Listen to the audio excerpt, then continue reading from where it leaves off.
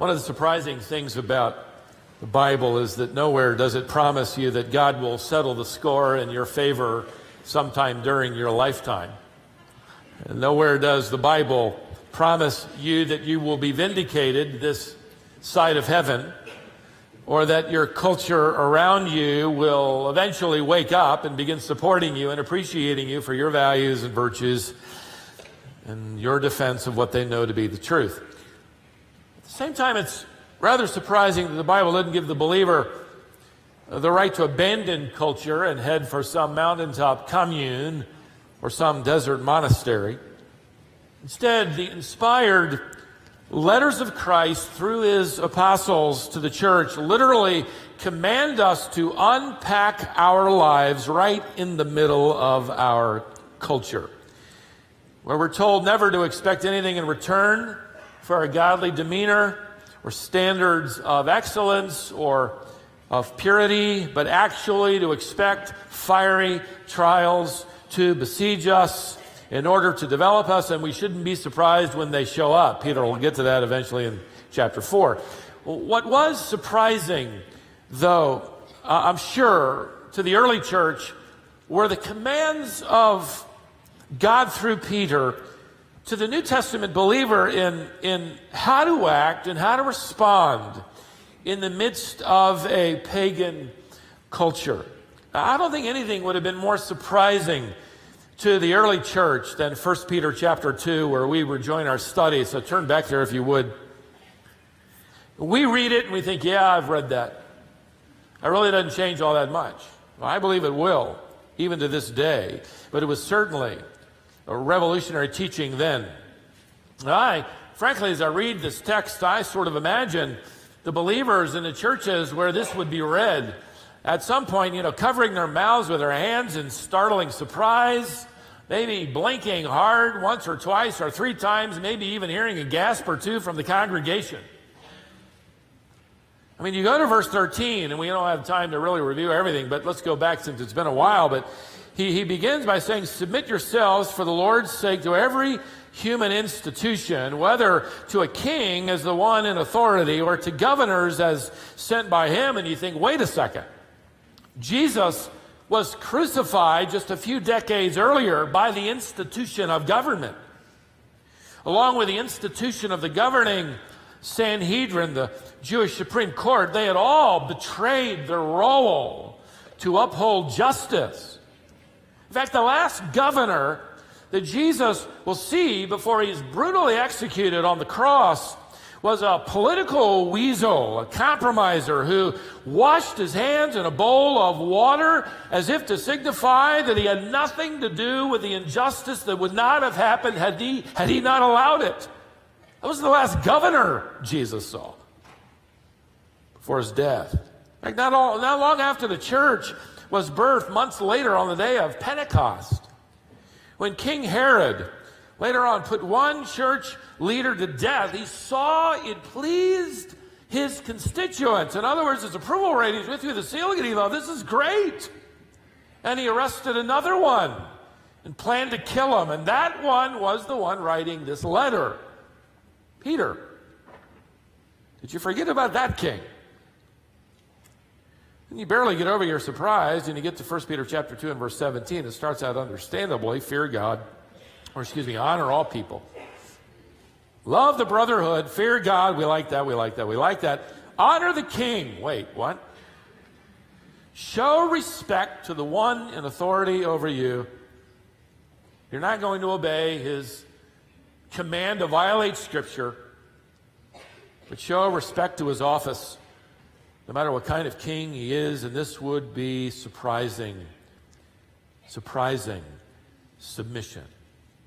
As we studied in our last session in this text, the Apostle Paul earlier informed us that kings and rulers have actually been appointed by God. In other words, God isn't surprised by their rise to power. God, in fact, put them there. He put them there. See, Peter is elevating our perspective to an understanding that there is someone higher and greater than all of the politics and parliaments. And that someone happens to be a sovereign God who happens to be in charge of every election and every appointment and every judge and every governmental institution of authority on the planet. It is all directing this world to his final purposes. So, wherever you are, in whatever generation, in whatever culture, show every courtesy and respect and honor that you can. In other passages, like 1 Timothy 2, we're told to pray for them. We get that. You know, Lord, we're praying they die early, or whatever you're praying. I'm not sure how you pray it. Pray ultimately for their salvation. Because that reminds us, frankly, that no matter what they do, no matter what they get away with, no matter what they sign into law, one day they're going to stand before the judge of the universe. And that's a greater issue. And you care about that. And you pray for them. So we've got to see beyond politics and parliaments if we want to have the right perspective in our world today. Now, it would have been a stretch for the early church in the first century to realize and to really believe, I mean, down in their gut, that God was indeed sovereign while Nero was sitting on the throne. That would be a stretch. I mean, it's one thing to write verses 13 to 17, which we studied in our last session. It's one thing to submit to a wicked governor or emperor that you really don't like, but you know you're probably never going to run into him at Food Lion, which is good. But it's another thing entirely for Peter to write what comes next. Let's pick it up at verse 18. Servants, be submissive to your masters with all respect. Now wait just a second. We'll get further than that, but just wait for a moment. This is really surprising submission. But before we dive in here, let's make a few observations so that we understand this text. You can imagine when Peter wrote this letter, there was an estimated 60 million slaves in the Roman Empire. In fact, they estimated as high as 70 to 75% of the population. Slaves were basically all the people who had neither purchased their citizenship, and they would have that opportunity by the age of 30. Slavery was not for life. Or they had not had the privilege of being born a Roman citizen. And it was quite a privilege to not have purchased it, but to have actually been born a citizen. In fact, you remember Paul several times brought that fact out. In fact, one time he avoided a beating because he reminded the jailer, I'm a Roman citizen. Roman slaves had nothing to do with race or ethnicity. It had to do with their social and economic standing. Roman slaves were simply non-Roman citizens. They were the lower working class who basically did everything. They did all the work. In fact, one author wrote, they did all the work while the Roman citizens lived in pampered idleness, which, by the way, was one more thing to bring about the demise of the Roman Empire if you study history. During the days of Peter, these 60 million slaves would have been everything. They were the ditch diggers, they were the miners, the field workers, the cooks. But they were also the teachers, the musicians, the actors, even politicians. They were the doctors. In fact, if you had surgery in the first century, it would have more than likely been performed by a household servant who had been trained in medicine. When we hear the word servant or slave, we immediately travel back in our minds to the slave trade of the 1700s and 1800s, to that horrible enterprise that had everything to do with ethnicity and race, finally outlawed in 1865. In fact, through the efforts of Christianity, primarily, if not exclusively, in Great Britain and in this country, it would be the spread of and the preaching of and the application of the gospel and the seed of the gospel germinating, which eventually brings about fruit by teaching, among many other radical ideas, that every human being has been created in the image of God. And even beyond that, when you come into the church, you discover there is equality in Christ, whether slave or free. Galatians 3:28. Imagine Peter writing this letter to churches where a household slave would be the pastor-teacher, and the master would be a member of the church. In fact, we know from history this occurred. Callistus, one of the early church leaders, was a slave. Perpetua, an aristocratic woman in the early church, was still a household servant. She became a martyr for her faith about 100 years after Peter wrote this letter. It's going to be the gospel, by the way, and the truth of the gospel that will create a brand new culture. The culture in here is different than the culture out there, and it ought to be. We don't conform in here to that out there. We don't get our cues in here from that out there. This is a new culture. But by the way, that atheist or that professor who loves to tell you that the Bible justifies slavery because of texts like these doesn't understand that slavery in first century Rome was different than the 18th century. The slavery or the servitude that Peter is addressing would not be to people who were bought, abducted and bought and sold against their will. They were not kidnapped by their own countrymen many times and then sold to other nations. In fact, let me have you rethink this issue just a little bit. In fact, I thought about just doing a whole sermon on this. Had the Bible been followed in Great Britain and America, the kind of horrific slavery we think of today, if they had followed the law of Moses, would have never, ever taken place. In fact, listen to a text. You might jot down the verse in the margin of your Bible if you want to go back into the law of Moses. It's stated in Deuteronomy chapter 24 and verse 7. Listen to this. If a man is caught kidnapping any of his countrymen, and he deals with him violently or sells him, that man shall die, and you shall purge this evil from among you. According to the law, beloved, God made it clear that the buying and selling of human beings, the kidnapping, the abducting of human beings was an evil deserving of capital punishment.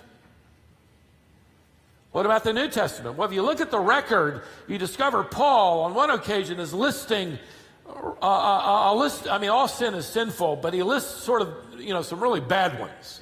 And right in the middle of the list in 1 Timothy chapter 1 and verse 10, he mentions enslavers, those who kidnap or abduct against another human being's will for the purpose of enslaving them. So slavery or servitude, as we think of it in the 18th and 19th centuries, existed, beloved. It existed not because of the Bible, but in spite of it. And it will be Christians on both continents who will take the Bible and clearly teach it. And wherever the gospel to this day, because guess what's happening around the world today? Slavery in the form of abduction and kidnapping. In fact, in his book entitled How Christianity Changed the World, Alvin Schmidt recorded how the transforming truth of the gospel in those countries where it is allowed to prosper ends this evil. He says, the countries that will not accept it will continue it or hide it. He summarizes that the African nation of Ethiopia, in Ethiopia, slavery was finally outlawed in 1942. In Saudi Arabia, slavery was finally outlawed in 1962. And slavery was finally outlawed in India in 1976. And by the way, the greatest offense occurring in relation to this kind of slavery, this kind of kidnapping and abduction is taking place, and the media won't report it. It's happening in Sudan, where already 3 million slaves have been killed. Why? Because they're Christians being sold to their countrymen who are Muslims. It will be the revolutionary, transforming truth of the gospel that will change the presuppositions and the institutions of our world. Let me make one more important observation so that we can understand this text, which does not defend that kind of chattel slavery, as we call it. Peter doesn't even use the normal word for slave here. He uses a word found only 3 other times in the New Testament, and it refers to household servants, what we would call domestic servants. Now, while they didn't have the rights of Roman citizenship, depending on their household, they might receive an education, they could even purchase property, they might enter a profession such as music or teaching or medicine.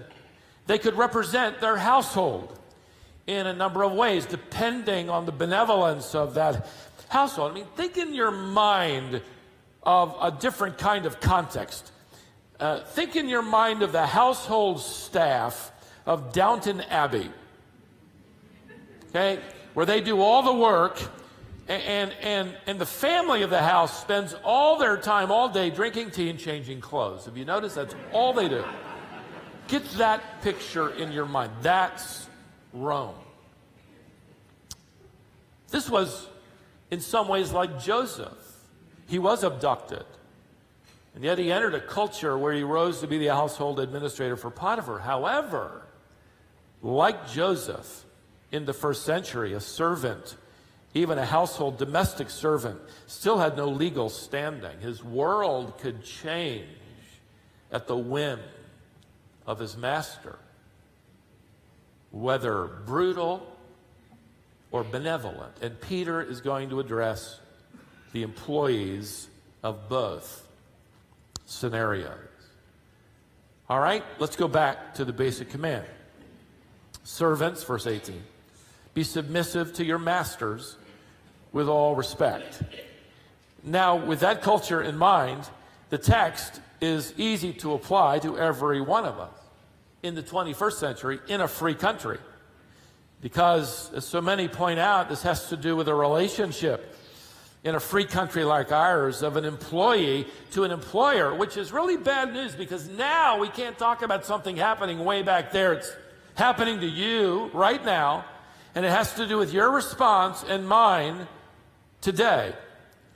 In fact, the point could be made, so I'll make it, that if a servant without personal rights or benefit packages in the first century was commanded to show deference and respect to his master, what excuse do any of us have to disregard or disrespect or disobey those in authority over us with all of our benefits and freedoms?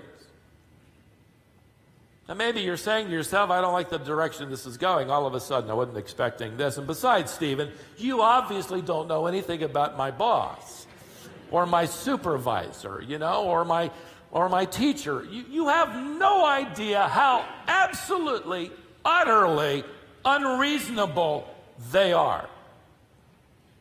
Peter knew you'd be thinking that. Verse 18, be submissive to your masters with all respect, not only to those who are good and gentle, but also to those who are unreasonable. He closes the loophole.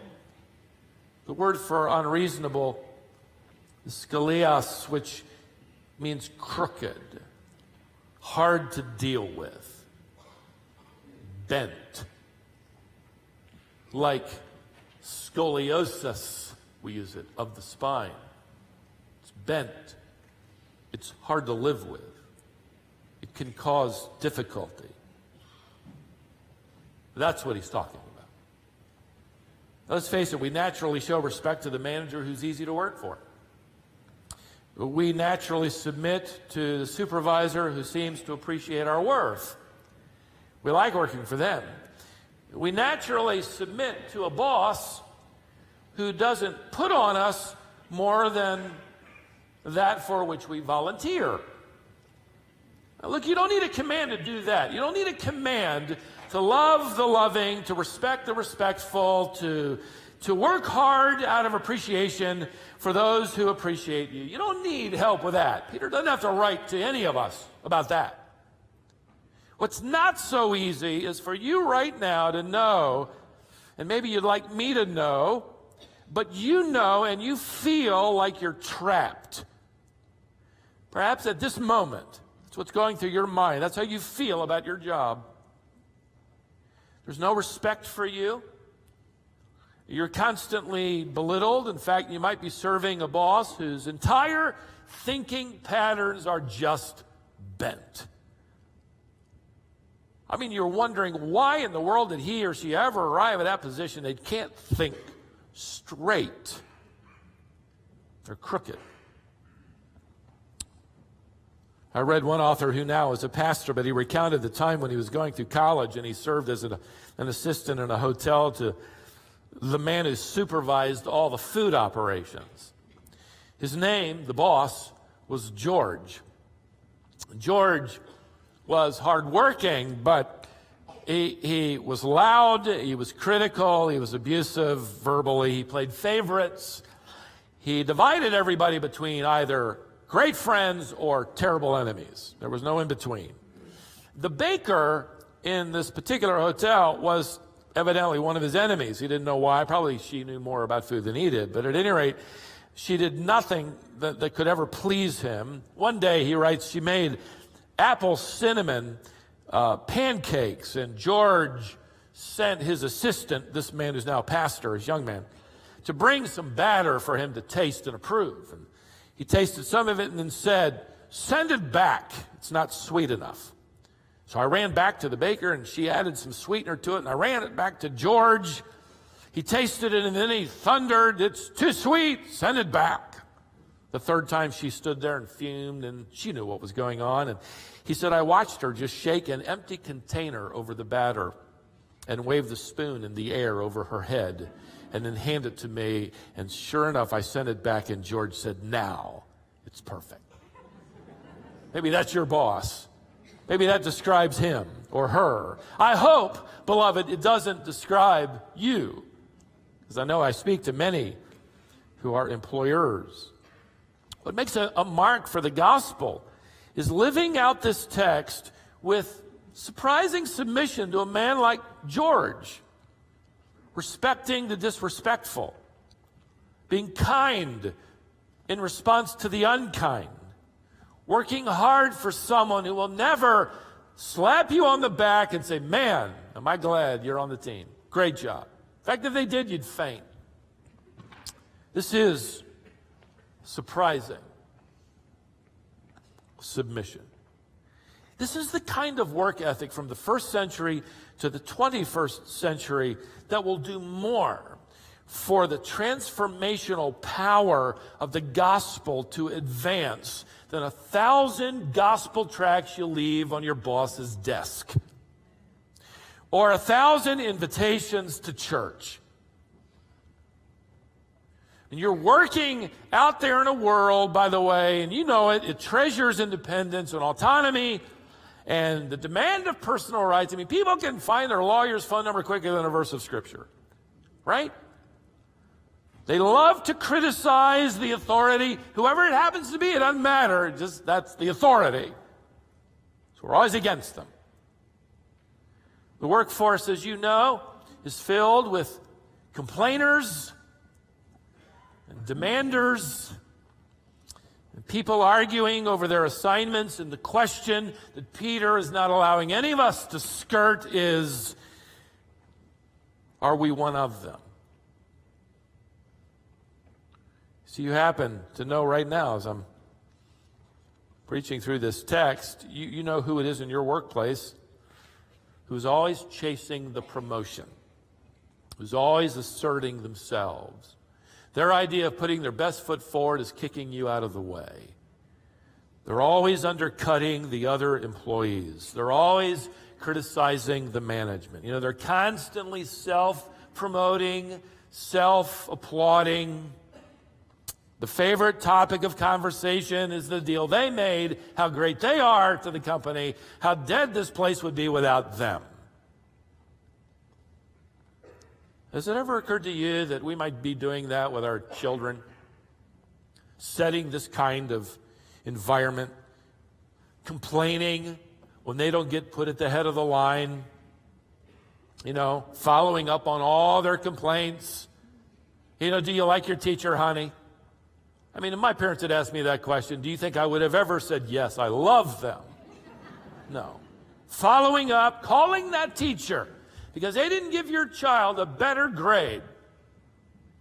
Getting onto that coach because they don't give your kid more playing time. Getting upset with a school drama teacher because they didn't give your child a better role in the school play. My child should have been Hansel or Gretel. Instead, they're a sunflower. Over there with all the sunflowers. Or worse yet, they're a vegetable. I mean, how? That'll warp them. See, you're teaching your children to grasp for the wrong glory. You're setting it up so they'll never see beyond all the politics. They can't be treated unfairly.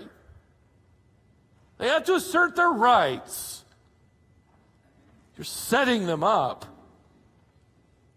so they're going to grow up and not know how to demonstrate submission and respect to those in authority, whether it's a coach or a teacher, even if they might be unkind or unreasonable or unfair.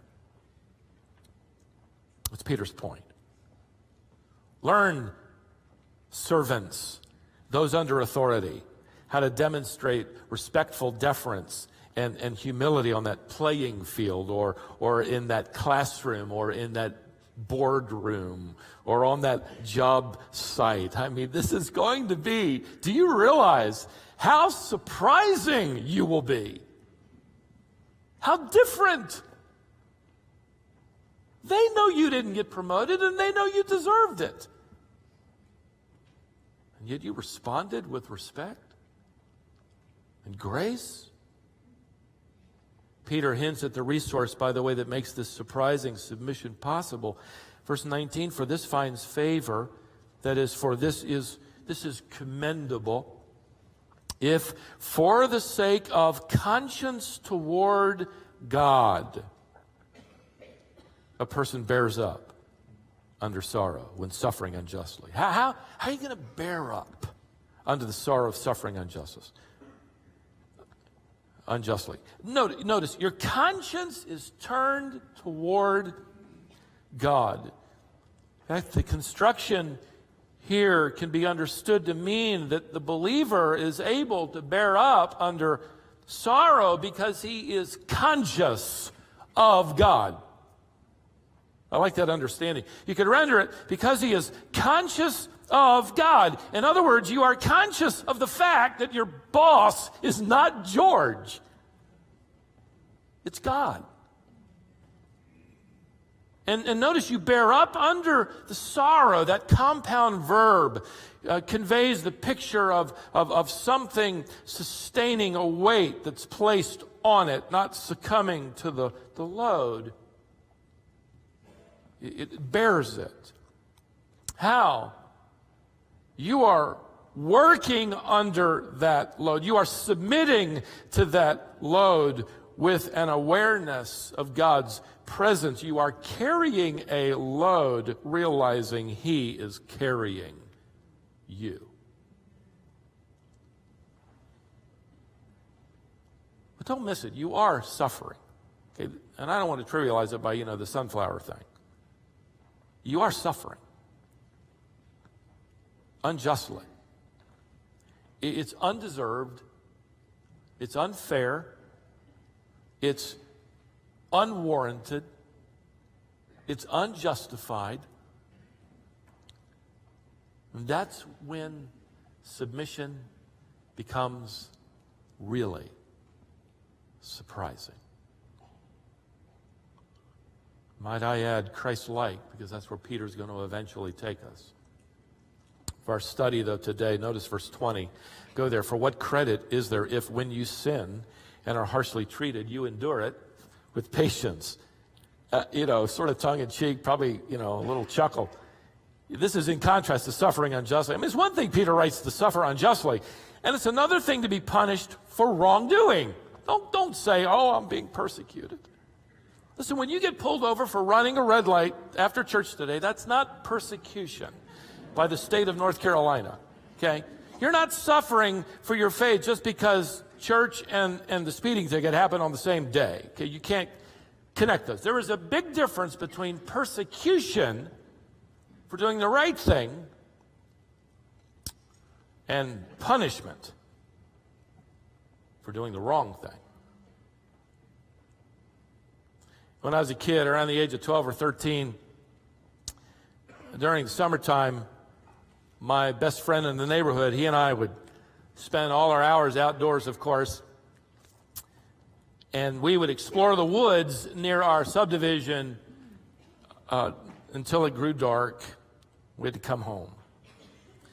There was an apartment complex, 2 stories, between the woods and our home, and we'd cut through the opening of that quad, the downstairs, all cement, all the 4 doors worked off of that. And as we cut through there one particular night, I noticed this big gray electrical box there in the lobby with this huge lever. It wasn't locked. 40 years ago, who would think you needed to? Well, I changed that for the history of mankind, okay? At any rate, we used to scout around to see if anybody was there, and then we'd pull that lever down and take off running as that apartment building just went dark. I don't remember how many times we did it, once or twice, 5 or 6, 9 or 10 times. This was before my conversion, kids, okay? Before I was called into the ministry, too, by the way. But at any rate, I do remember the last time I did it.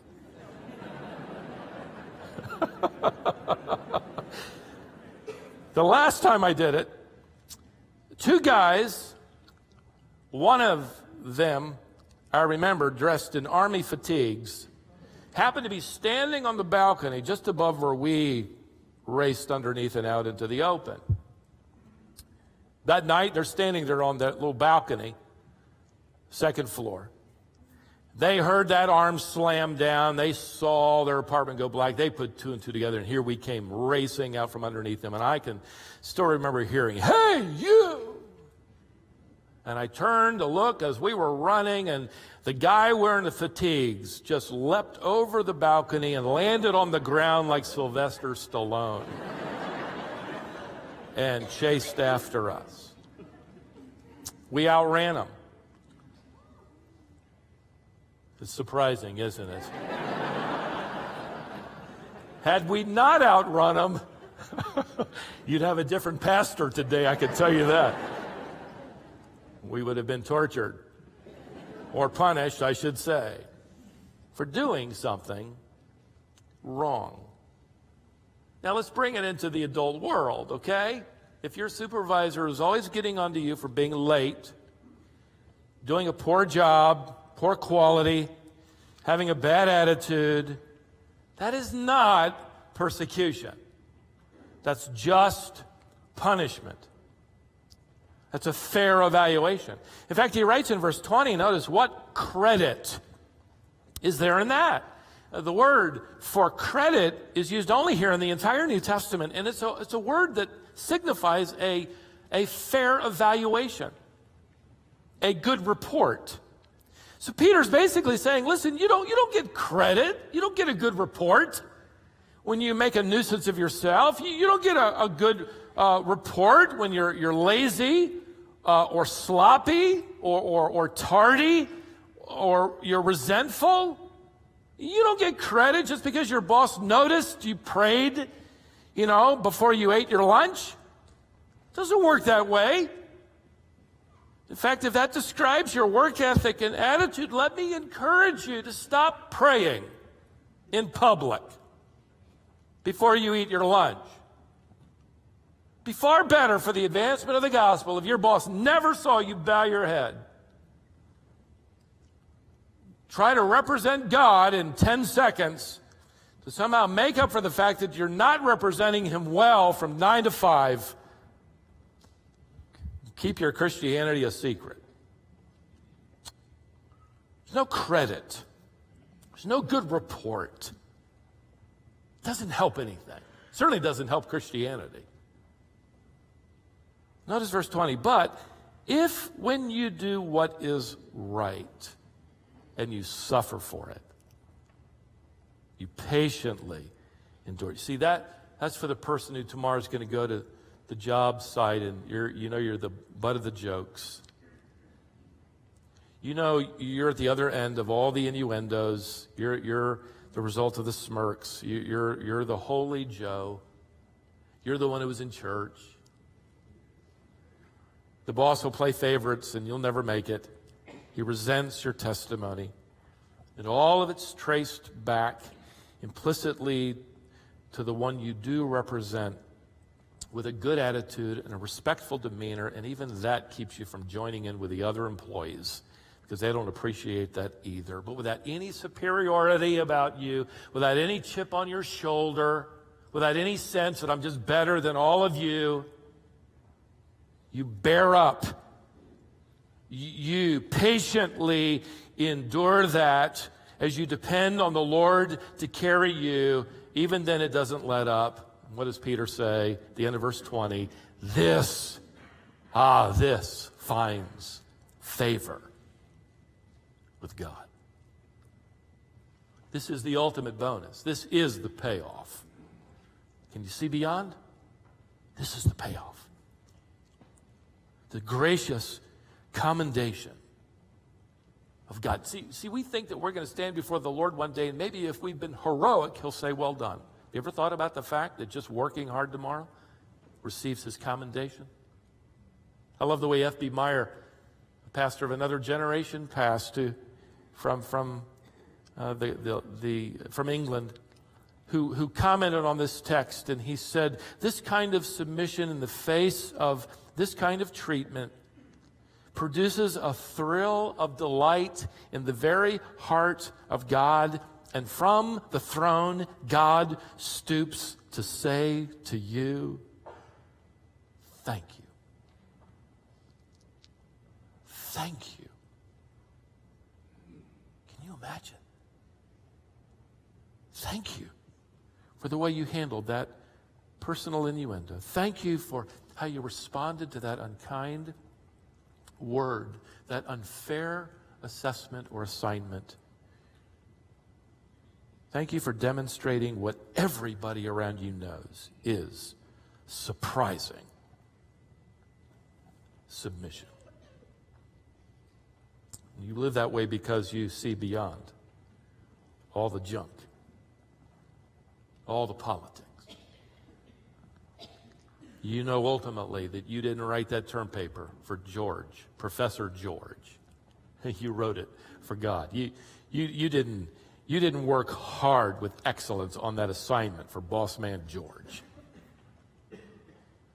You don't live with graciousness and deference and respectfulness just for King George, but for God. It's never really about George, is it? Well, let me ask you as we wrap it up, who's George in your life? I mean, you've got his face, her face, right now. I know it. Who is it? What are you going to do about him or her tomorrow? How are you going to respond? How are you going to act? How are you going to speak to them? How are you going to work for them? Servants, be submissive to your masters with all respect. When you pillow your head tonight, I want you to hear Peter writing on behalf of the Lord, who suffered more than we could ever imagine unjustly. But on behalf of God, Peter says, he is saying to you, Thank you.